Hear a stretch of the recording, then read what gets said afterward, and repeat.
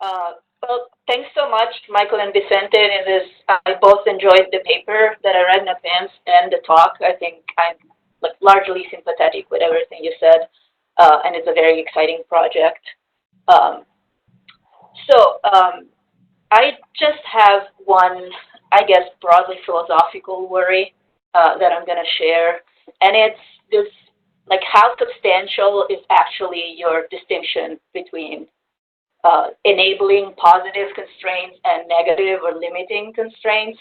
Because it seems to me that, like, all the examples that you make, and in general, like this very notion of constraint, seems to be sort of the way you interpret it, whether it's positive or negative, limiting or enabling, seems to be more of a point of view issue rather than a substantial issue. Like, people that think of constraints as like constraints are constraints, and this means that some activities will be enabled by some constraint, and this is in virtue of the fact that constraints limit or make impossible for other activities to to be developed or to occur. So it seems to me prima facie, and I was wondering if you have more to say about this, that I don't see how substantial this notion of enabling constraint is, given that you can sort of reinterpret everything you say in a negative sense. So, an activity, a certain trait in an organism has been developed and it's made possible by a certain constraint in their neural activity. But at the same time, this means that if it wasn't that trait, it would have been another trait. And so this very same constraint had a negative impact on the non-emergence of this other trait. And here's one possibility that I was thinking about of how you justify the positivity of constraints. That's sort of the core of your alternative and your alternative view. Uh, it seems like what you say is that function, like positive constraints are positive because they enable functions that are like beneficial for the organism, that are compatible with the organism's survival and thriving, and couldn't be performed. These functions couldn't be there, couldn't be performed in the absence of the constraint. So in the sense, it enables the organism to do what it's supposed to do.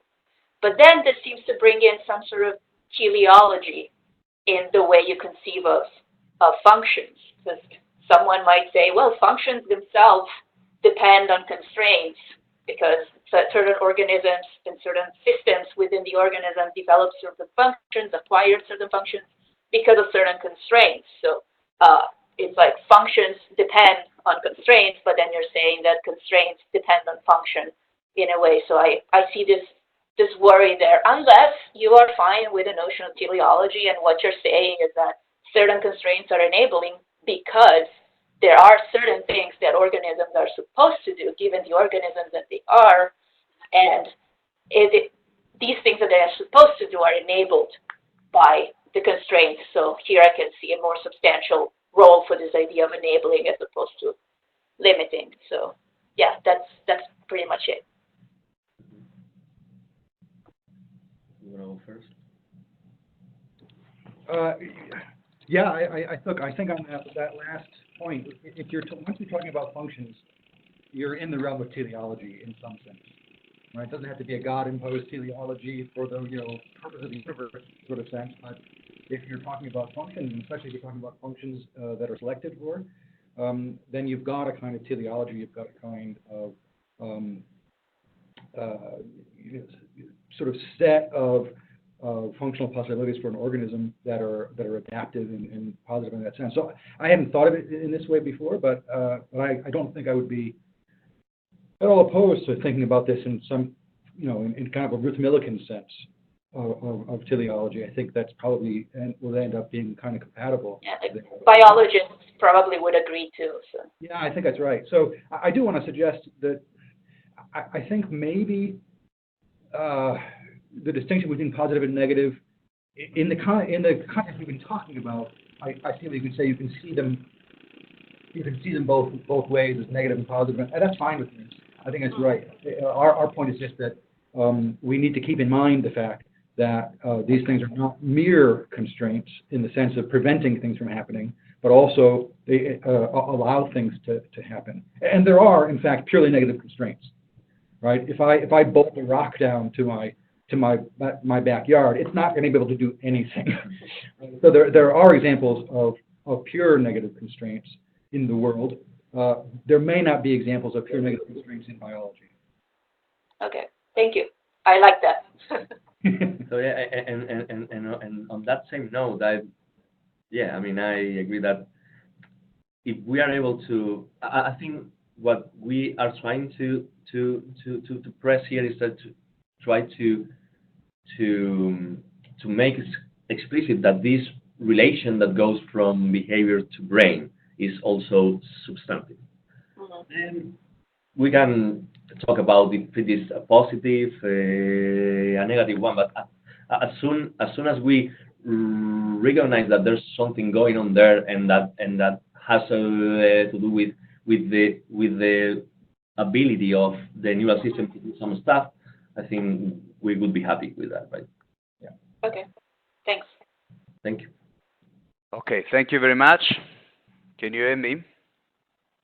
Yes? Yep. Yes. Thank you very much, Alessandra. Okay, I have to leave, so thank you so much for everything. I'm Okay. sorry I'm missing the rest. Okay, don't worry. Thank you again, and Bye-bye. and see you next time. Yes. Okay, Charles. Yeah, can you hear me? Yeah, can you just turn on your camera? So Sure. there's a Does it work? camera icon. Yeah, okay. There's a little window that hovers above the icon, and I was Great. closing Thank the you. icon rather than the button inside of it. Anyway, Thank you very much. yeah. Thank you very much for the talk. I like it, and I'm also broadly sympathetic to the big picture. And I guess the thing that I like the most about it is how big the picture is. I hadn't thought of connecting the sort of anti-localizationist reuse idea with scale-free organization, self-organization, and dynamics. And I think it's helpful, and I'm starting to ask some questions about how exactly that bridge gets built. But the question, so maybe in the second round I'll ask a question about that bridge. The question that I sort of wrote down in most detail, and that was sort of occupying my thoughts as I read the paper, was pretty similar to the one that Alessandra just posed. So I hope this won't be too repetitive, but I'm going to restate that question first. So usually when we talk about constraints or enabling factors, we implicitly have a contrast class in mind. So I think in the paper, and maybe briefly in the talk, you talked about the developmental trajectory of a limb, let's say of a monkey or something. So if I have a particular behavioral task in mind, and I compare the developmental trajectory of the hand, let's say, of a monkey to the hand of a human, there are going to be lots of tasks where, because of our thumbs, we're a lot better at those things. And so relative to the human comparison, that developmental trajectory is a constraint. Whereas if I compared it to like a squirrel's paw, then the developmental trajectory for this particular behavioral task could be seen as an enabling factor. And so, yeah, it also struck me that that this is scientifically important, but pragmatic. So I guess this is a two-part question. The first part is, do you agree with the idea that whenever we invoke either constraint or enabling factor, that we are invoking implicitly the idea of a contrast or a class of comparison or something like that? That's the first part. And the second part is you're conjoining these two ideas that typically don't get conjoined, right? Constraint and enabling factor. And so is the gluing together of those two concepts, and, or maybe put it this way, does the use of that compound concept depend on describing one phenomenon in different ways where the two descriptions evoke different contrasts? If that's the way that you are getting to the conclusion that a constraint can be enabling by just describing the same phenomenon in different ways in which each description has a different contrast built into it, then that just, I guess, reinforces my impression that there's something pragmatic about it. Maybe I could think of it as advice to think flexibly about neural mechanisms, because, depending on which set of contrasts I bring to the table when I inquire about how the mechanism works, I'm going to, encounter different relationships and come up with different hypotheses. So I think it's really important to think about phenomena, from multiple perspectives, some more positive, some more negative. In fact, I was finishing today a paper that has the title neural reuse an enabling factor or a constraint. So I'm quite happy with discussing this, and I think it's really important. But all of what I just said, I guess, makes me think of it as more of a pragmatic issue. Do you agree with that? Yeah, just to the pragmatic part, I think it is. I mean, I agree. I like the fact that what the notion of enable constraint, or one of the aspects of the notion, or that the notion highlights, is that once again, this relationship is important. It's a substantive one. The way behavior affects neural activity has to be part of our approach. Then we might go more fine grained and say, okay, there are some constraints that are actually negative, or even you can reinterpret everything in terms of just a constraint and not as an enabling factor as such. But I think that the core of the approach here and the pragmatic work the notion is doing is to highlight that we need to include this in our neuroscience. We need to bring to build a bridge between neural activity and behavior that not only recognizes that there's an enabling factor that goes from the neural activity to the behavior, but there are other important or even as important factors that go from the behavior to the neural activity. And I think that enabling constraints help us to make this pragmatic or strategic point that our strategy has to acknowledge this relationship. Got it. Yeah, and I think one thing, and this may be, an initial part of the answer to the question you haven't asked yet, but indicated you're going to, about this bridge. I mean, I think what strikes me is that when you look at those functional fingerprints of bits of the brain, it's pretty clear that these pieces of the brain have a really complex set of causal capacities, right? They have these causal capacities that are not well captured by the kinds of functional attributions that we're used to seeing in the neurosciences. And yet they come together in ways that end up driving highly specialized kinds of cognition and behavior. And so we need a way of describing that and of conceptualizing that that goes beyond the kinds of well worked out theories we have in the neurosciences, like computational mechanism. And so obviously we're trying to generalize this notion of enabling constraint to the higher spatial and temporal scales. But it does some of its core work in trying to understand how it is you can get functional specialization out of pieces with really complex sets of causal capacities. Mhm. Okay, yeah, thanks. I'll come back to the bridge question, I'm sure. Yeah. Okay, so thank you. We come back later at the end of the.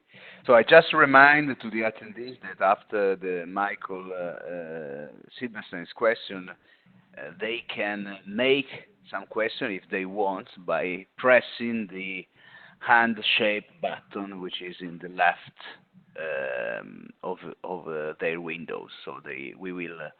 I will open them the microphone and they can make their question. So, Michael. Yes, can you hear me? Yeah, can you? Your video is well, great. Thank you. Okay. Well, first let me thank Fabrizio and Marco for having me back again. And let me say, like the other two commentators, that I am unsurprisingly broadly in sympathy with everything in this paper. And that should come as no surprise to Mike especially, because in the BBS précis of his excellent book, one of the things I pushed in my commentary was the need for constraint sort of thinking.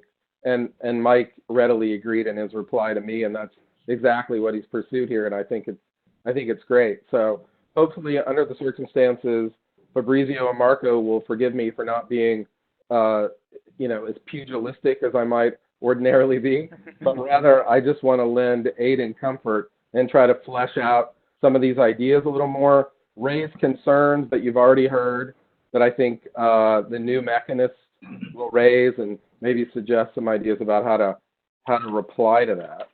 So the three features that I want to focus on are, first of all, the claim that it's an alternative to classical mechanistic explanation or an amendment to it. Second of all, that enabling constraints are physical relationships. And third of all, that function fixing enabling constraints are not components of a mechanism. And with regard to the first one about being an alternative to classical mechanistic explanation, I would definitely, personally, push the word alternative over amendment, and I'll say why in a minute, but I understand why you might not want to do it. But what the authors say is that nonetheless, the notion of an enabling constraint may be a fruitful extension, right?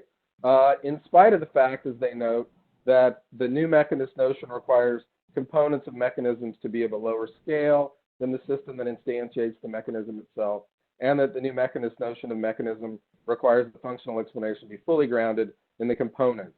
And they noted that in their talk. So that would suggest some possible tension there, because those requirements are not necessarily met with enabling constraints. So here's what I want to say. I think you've already heard echoes of what I was going to warn you about in the last two commentaries. But in my experience, in the talk that I gave in this forum, in the paper that Tony and I did in 2013, where we were arguing for network properties as contextual constraints, etc. I've basically seen sort of two replies, which I would imagine you can expect also. One is that there's going to be a subset of the new mechanist who says, well, duh, we already knew that, right? That's just part of our mechanistic story. So I'm not sure how far they will go in absorbing, holistic-y type things into their story before they break. But, I won't say anything more about that.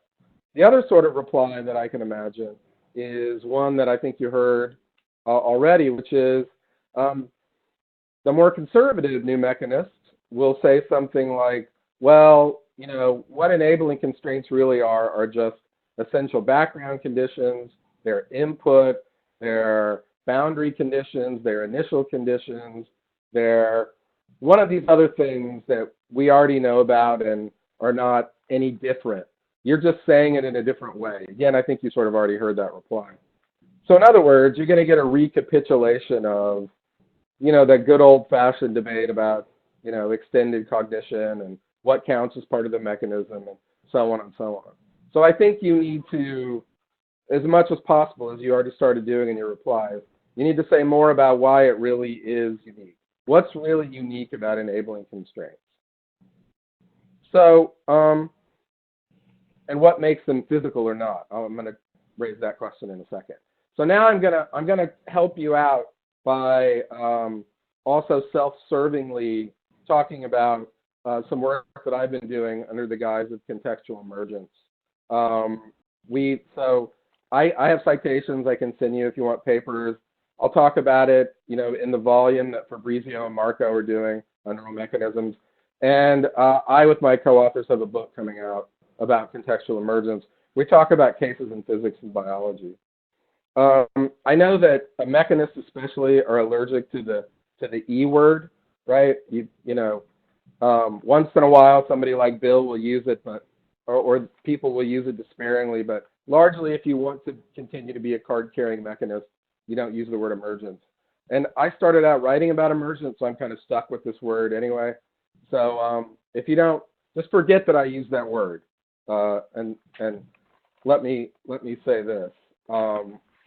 What I want to do now is then tell you what contextual emergence is, and then come back and suggest why I think it can help answer some of the questions that I raised.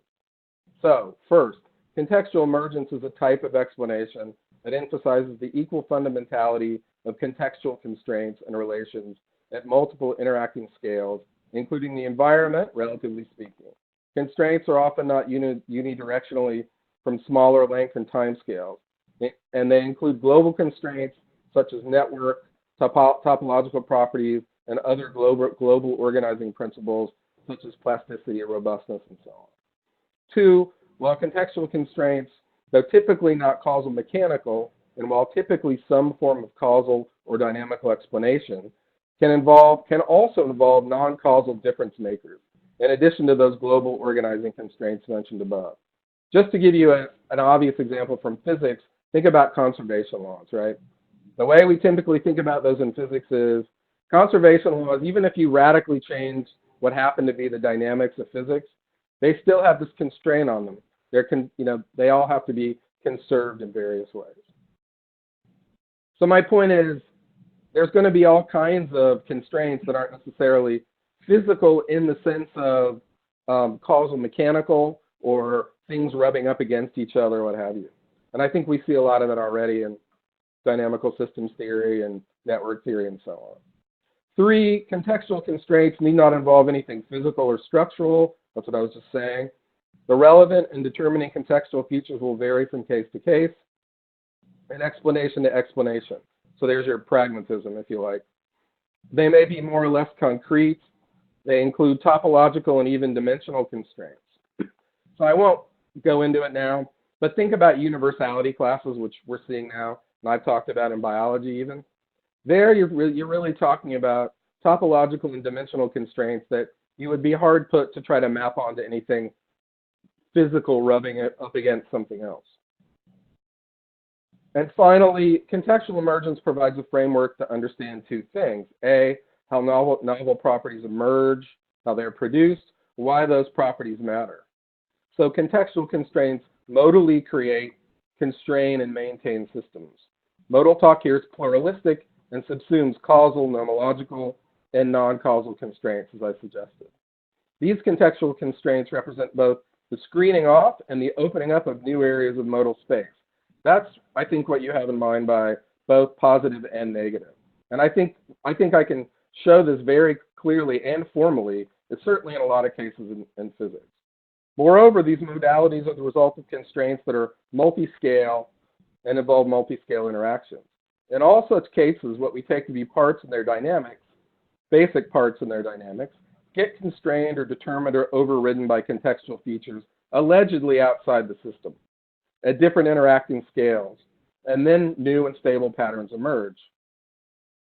Now let me stop there for a second and say, I think, I'm on record as having said this before, I think the very idea of carving the world up platonically in terms of systems, subsystems, as if there were little platonic circles out there in the world, if we only had the right platonic goggles, we could see what counts as the system and what's outside it. I just think that's, you know, weird metaphysics that we can reject. And so, of course, it's pragmatic where you make these cuts. And I would say the same thing about initial and boundary conditions. When we play the game of physics, for pragmatic reasons, we pick something to be the initial condition, something else to be the system, and something to be, you know, the boundary conditions. But I think all of that is malleable. So I think that is one of the radical things about contextuality if you take it seriously. If you take the idea seriously, that contextuality is really what's fundamental, not merely some epistemic, pragmatic thing that you do, or, you know, or merely just the boundary condition of something.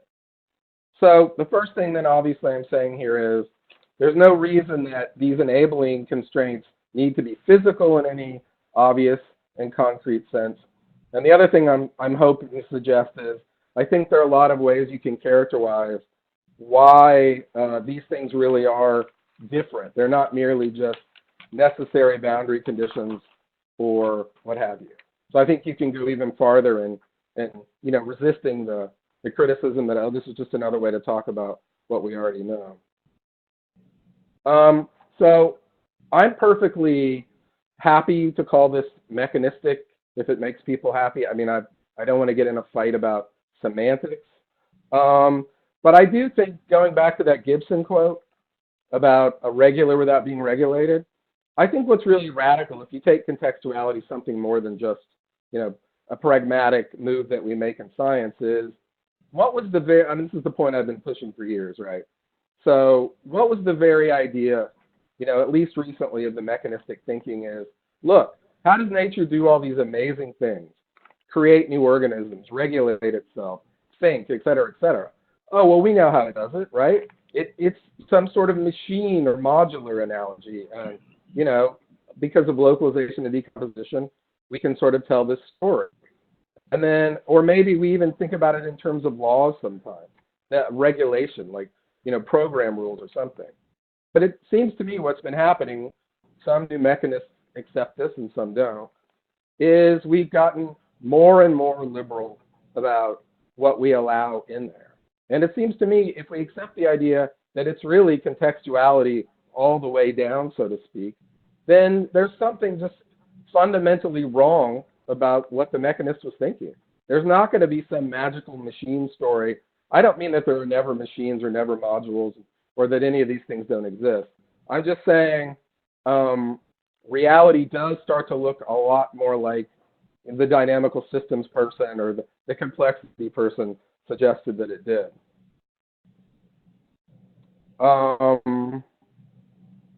Okay, I'm going to stop there. Thank you. Thank you, Michael, for the very detailed. Thank you. So, Vicente, Michael? Yeah, there's a lot there. Just thinking about. The shotgun approach. Yeah. Let me just start with one sort of simple thing. You know, I take the strength of the new mechanist position to be the ways in which they formalized the notion of mechanism, which has a colloquial meaning in which basically anything can be a mechanism in some sense. And you know, the debate over mechanism foundered for a long time because of that colloquial meaning. And so they came along and formalized the notion in really productive ways that actually allow you to say, well, here we've described a mechanism and it has these properties, and that was a service, I think. And so whether we call this an alternative to or an extension of, I'm not hung up on that particularly. I just want to point out that there are, or the initial motivation was to point out that there are existing function structure relationships that we can describe and understand fairly well that do not fit the formalized picture that Carl and Bill had offered us in the last decade or so. And so we just need explanatory resources that go beyond what they sort of helpfully delineated for us. And I agree in the colloquial sense that the sorts of things we're looking at could be described as mechanisms, but I'm not sure that as a philosophical or a theoretical concept, it doesn't much work for us, just because it is so labile, right? So that's one place to start. I'm not sure what to say about your concern over whether these are physical relationships or not. I mean, as a physicalist, you could just say, well, of course they have to be because everything is. But in the case studies that I've put forward, it's pretty clear they're physical relationships. Is that universally going to be true? You know, maybe as we've started to generalize this, as we did today in terms of behavior being a constraint, maybe that's not usefully thought of as a physical relationship. But I guess I'm not sure what to call it. Even in the case of order parameters, there's at least a hand-wavy story you can give about it being a kind of a causal physical relationship. I just need to think about that a lot more. And similarly with your kind of contextualist metaphysics, if you want to call it that.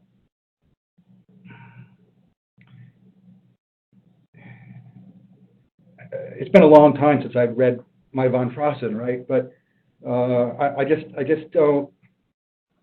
I guess I don't have a view right now on whether it's contextual all the way down, and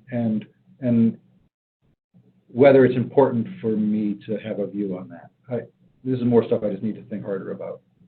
And yes, please do send papers. Yeah. Well, without getting all weird into the metaphysics, right? Because I don't really want to go there either. Just think about your account of brain regions and dispositions in the book, right? I think it is important, even for you, to sort of think about how you want to cash out dispositions, and I'm kind of suggesting a way. It's kind of a leftist way. You might not want to go that far, but.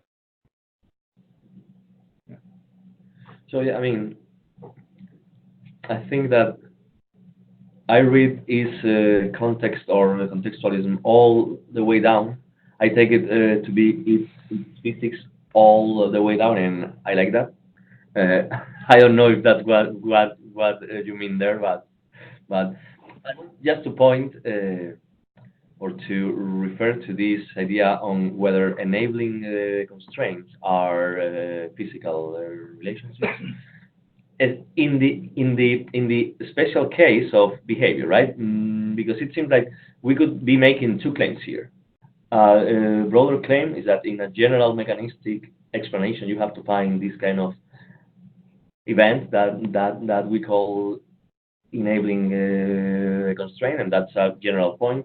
And there's a more specific point that, okay, it's the relation between behavior and brain activity and enabling constraint and that stuff.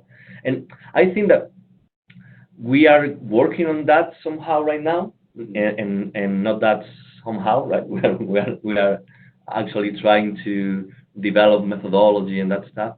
And I could say that if we take the idea, a different idea we have been working on, which is the idea of resonance as the relation, let me put it this way: if we take that perceptual information is a way to relate behavioral dynamics and neural dynamics in the resonant terms we work with. We take that the enabling constraint is a kind of informational coupling, right? So it's not strictly physical, but if that informational coupling is cast out in terms of resonance, we might move from the information part to a more physical one, right? So right, because we have to emphasize, right? We're not dealing with Shannon information here. Yeah, no. Right, we're dealing with ecological information, which is about patterns and structured energy arrays, and the notion, mostly Vicente, but we're cashing out this Gibsonian notion of resonance in terms of the constraint that occurs between perceptual information, ecological information, and brain dynamics. That's what it is for the brain to resonate to information. that still looks like a pretty robustly physical relationship, but yeah. Might be. I mean, it's still an interesting question, but I think that we could go through. I mean, that we could even maintain some kind of physical nature of that relationship, even in terms of behavior. Maybe. I don't know. That's a Yeah. Okay, great. Thank you very much. Before coming back to follow-up by Michael and by Charles, let me just remind to the attendee, there are some attendees connected. Don't be shy if you have some question, please click the hand-shaped button, which is in the left hand, and I'm going to open your microphone. So I repeat, just if you have questions, don't be shy. Okay, so in the meantime, I just have a couple of very naive questions while we are attending if there are some attendees. The first one is just to see if I understand correctly the notion of enabled constraint. Can be congenital blindness considered as a kind of enabled constraint? So it is known that after congenital blind people, there is a very radically changement in the functionality of the brain. We know that the occipital cortex acquires some new functions. We know that in congenital blindness, for instance, they can code for language, or they can be attention, and according to other kinds of views, there is no plasticity here, but just revealing the real functionality of the brains. So this is just a question of if congenital blindness can be understood as a kind of enabling constraint. And the second one is just very general. If the notion of enabling constraint can be expanded to cover social constraints, such as, for instance, system of norms. I am thinking here to moral norms, or to maybe more interesting language norms. We are embedded in such systems all the way from birth, of course, the continuous exposures to such systems of norms change our brain in some sense. So I'm just asking whether norms can be considered as enabled constraints, and if this is the case, then maybe the definition of enabled constraint as physical relation can be should be at least a bit modified, in the sense that norms are not, of course. We can have any kinds of physical contact with norms. Yeah, so that's the two questions. Yeah, no, that's really helpful, because I do want to say definitely, the picture of language that I sketched in the book takes that on board, right? That our interactions with each other are essentially our own constraints on our future possibilities. What Michael said earlier about opening up new areas of modal space, I think is exactly the right way to be thinking about this. So that's really helpful. And so now I can just then agree with Michael that, yeah, okay, fine, they're not going to be all physical. I appreciate that. I agree too. Yeah, I appreciate that. On the first one, I wouldn't have thought of congenital blindness as an enabling constraint, but in some ways the opposite.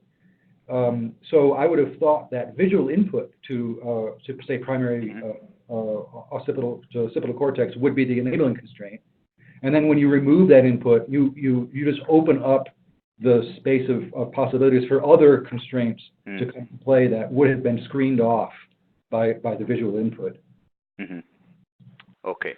Also, even having it, I mean, you might think that not having the visual input makes your behavioral dynamics to change a little bit, right? Yeah. How you locomote might change some patterns that might be actually constraining different ways different neural activity. Yeah. Okay, so thank you very much. If there are no questions from the attendees, we can back to Charles. That's, if I remember well, he had some follow-up. Charles, can you just open your microphone? Great. Yeah. Can you hear me? Yeah. Yeah. Okay. So I don't have this fully fleshed out, but I guess I'm curious about whether the big picture is one that applies specifically to organisms, or whether it goes sort of into, let me rephrase. Whether it applies to brain and behavior specifically, or whether we should extrapolate the idea elsewhere in biology. So let me use a metaphor or an example from far outside the domain you were thinking of, a computer, a conventional computer. So I had initially said that I was curious about the bridge, right, between the first part of the paper and the second part, or the part at the end. So between neural reuse as a general picture of architecture, and then all the stuff about self-organization and interaction between scales and dynamics. So that's the background. How do those two things work together? And then I was thinking of, say, a graphics card. It's kind of a common example in a computer. Originally it was sort of a purpose-built thing, and now in a lot of computers it's used for 20 different things. But in a computer, you don't get the kind of self-organization that you guys were talking about. So it seems like you can have a totally coherent theory of neural reuse for a system, which is just not, a mammal or something, without the second part of your picture. So then, now bring in the idea of a constraint, and I guess the question is, does the functionality of the graphics card, is that subject to enabling constraints in the same way that a human organism has, a brain that is subject to enabling constraints? Or does the idea of enabling constraints only become relevant and useful once you bring in the second half of the picture, once you bring in the self-organization and related ideas? That's the question. Thank you.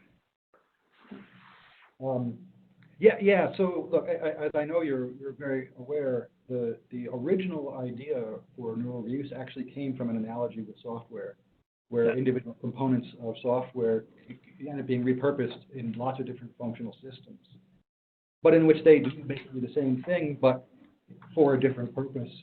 Mm-hmm. And so, reuse by itself does not imply dynamic systems theory, right? You can have instances of reuse in modular system, in modular in some sense of the word modular systems. So there's no implication there.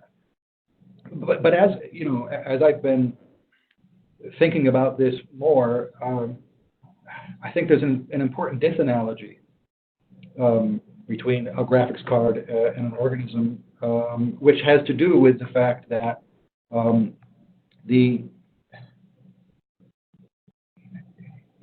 organism is dynamically reconfiguring itself over time. And it's that dynamic reconfiguration that's the target of our explanation. And it's when you have the dynamic reconfiguration that I think the notion of an enabling constraint has its best use, right? Computers are modular systems. They're perfectly well described by a combinational mechanistic picture, even in the case where you want to talk about, or you want to bring reuse into the picture. But it's not dynamically reconfiguring itself at a fundamental level the way organisms are. And it's that dynamic reconfiguration that really drives the need for explanatory resources like enabling constraints. Mm-hmm. Yeah, that's quite helpful. Okay, thank you very much. Before I ask Michael if he has still some question, just a question from an attendee, from Martin. I cannot see the last name. Maybe he has no microphone, so he has written his question. Maybe I can share my screen and show it to you. I can see it, maybe. Oh yeah, here we go. Or maybe not. Yeah. Yep, we can see it. We can. Yeah, that's the question. So is self-similarity necessary? It is a common move to lump together multi-scale dynamics with self-similarity and fractals, but within exemplar formal system that's not necessary. What does self-similarity do for you?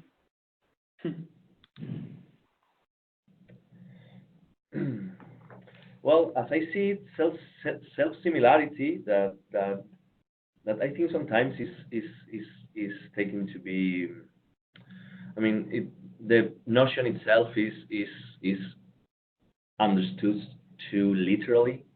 So when you see fractal analysis of behavior, you are not actually looking for a form in one scale that is similar to a different form, right?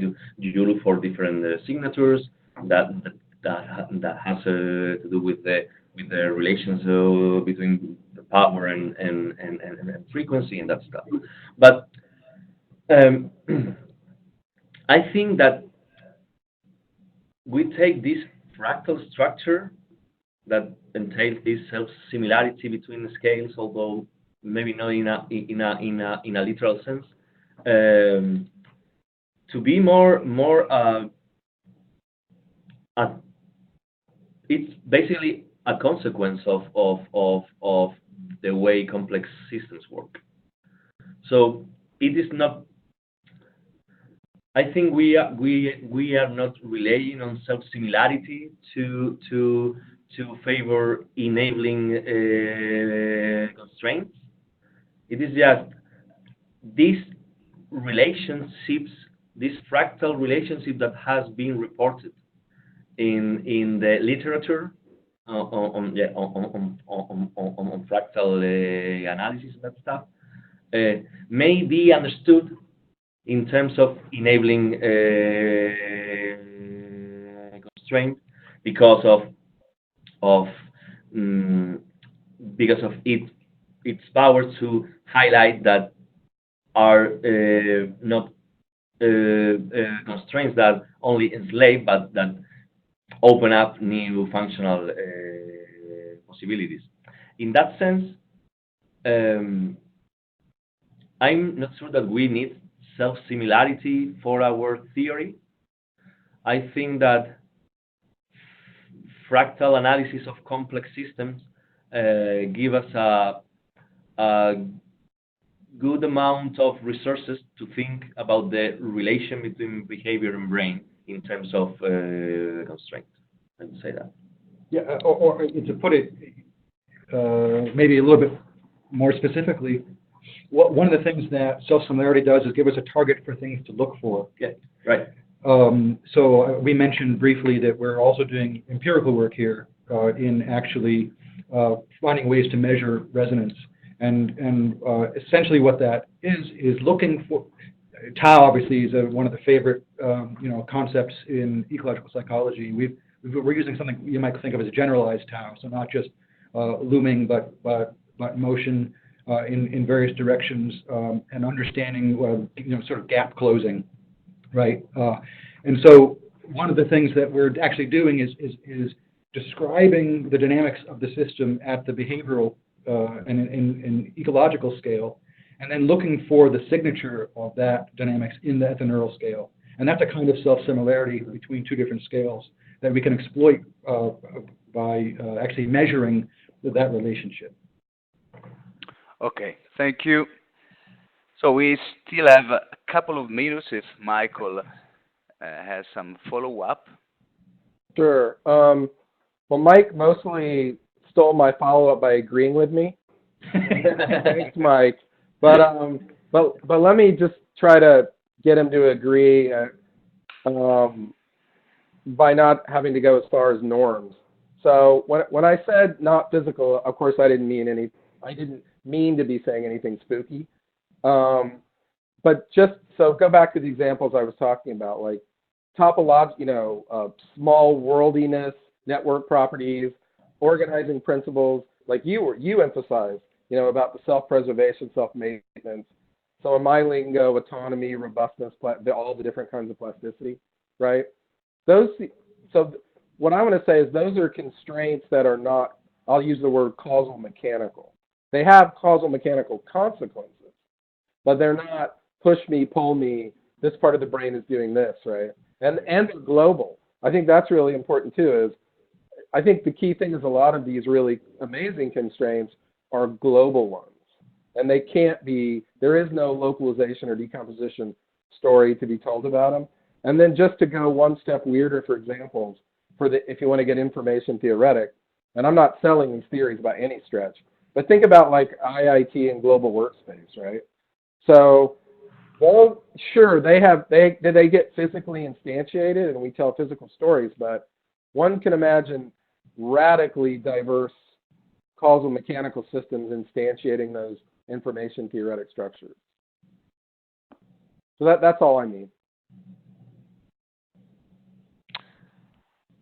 Yeah. Yeah, okay. I mean, right. So it is certainly the case, in this case of Starbuck's Hammer-Green cells, I only went over that very briefly, but it's quite clear that the network topology that is the crucial factor there. Right.